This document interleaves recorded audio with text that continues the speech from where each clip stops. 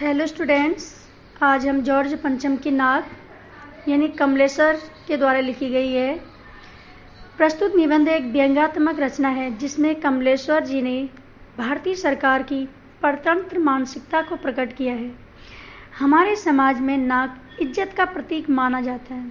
इसी के व्यंग्यात्मक अर्थ का उपयोग करते हुए लेखक ने इस पाठ में सारा व्यंग नाक पर केंद्रित किया है। लेखक और अंग्रेजी सत्ता से आज़ादी मिलने के बाद भी भारतीयों ने विदेशी आकर्षण को नहीं छोड़ा। लोगों की इसी मानसिकता पर गहरा प्रहार किया है। इंग्लैंड की रानी एनी अपने पति के साथ भारत पधारने वाली थी। अखबारों में रोज उसकी चर्चा हो रही थी। रानी का दर्जी परेशान था। रानी हिंदुस्तान, पाकिस्तान और नेपाल के दौरे पर क्या पहनेगी। रानी के आने से पहले उसके सेक्रेटरी सुरक्षा की दृष्टि से इस महाद्वीप का दौरा करना चाहते थे। फोटोग्राफर की फौज तैयार हो रही थी। इंग्लैंड के अखबारों की कतरनें हिंदुस्तानी अखबारों में छपने लगी। रानी की वेशभूषा, रानी की जन्मपत्री, रानी के नौकर, बावर्ची, खानसामे, अंगरक्षकों की जीवनियाँ अखबारों में छपने लगी। राजधानी में तहलका मचा हुआ था। देखते ही देखते दिल्ली की कायापलट होने लगी। एक बहुत बड़ी मुश्किल सामने आई। इंडिया गेट के सामने वाली जॉर्ज पंचम की नाक अचानक गायब हो गई। हथियारबंद जवानों की गश्त के होते हुए भी इंडिया गेट के सामने लगी जॉर्ज पंचम की नाक गायब हो गई। अब सवाल यह था कि रानी के आगमन पर जॉर्ज की नाक न दिखी तो देश की नाक कटने जैसा हो जाएगा। इसके लिए मीटिंग बुलाई गई।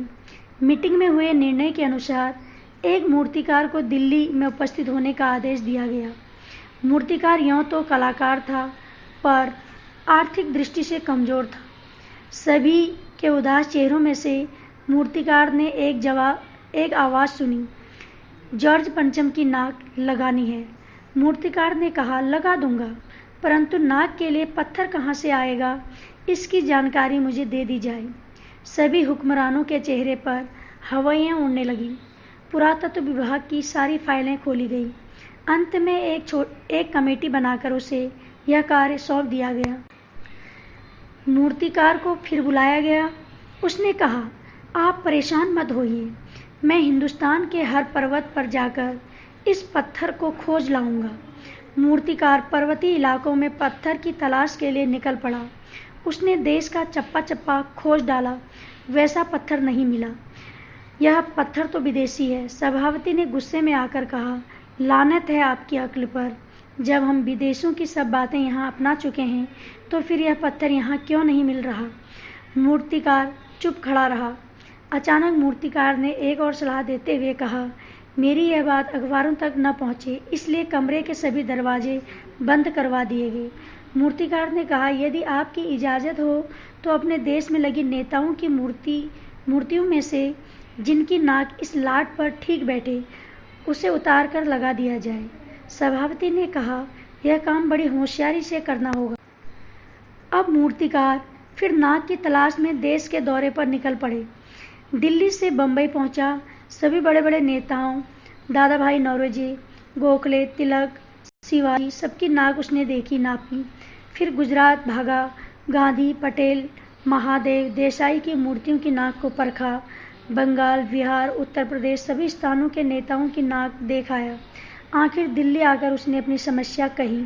सारे हिंदुस्तान की परिक्रमा कराया, सबकी नाकों का नाप लिया, पर जॉर्ज की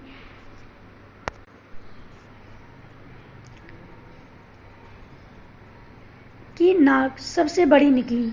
सभी को हताश देखकर मूर्तिकार ने एक और सुझाव दिया कि सेक्रेटरी के सामने सन 1942 में शहीद हुए बच्चों की मूर्तियां लगी हुई हैं। शायद वहां से कोई नाक मिल जाए, पर वहां से भी माप की कोई नाक नहीं मिली। राजधानी में रानी के स्वागत की तैयारियां चल रही थीं। जॉर्ज की लाट को मल कर नहलाया गया, परंतु मूर्ति पर नाक न होने के कारण सब परेशान थे। उसने सभी हुक्मरानों से एक नई योजना पेश करते हुए कहा, मूर्ति पर नाक लगाना जरूरी है, इसलिए मेरी राय है कि 40 करोड़ जनता में से किसी एक की जिंदा नाक काट कर लगा दी जाए। यह सुनते ही सभा में सन्नाटा छा गया। मूर्तिकार ने कहा, नाक चुनना मेरा काम है, आपकी सिर्फ इजाज़त चाहिए।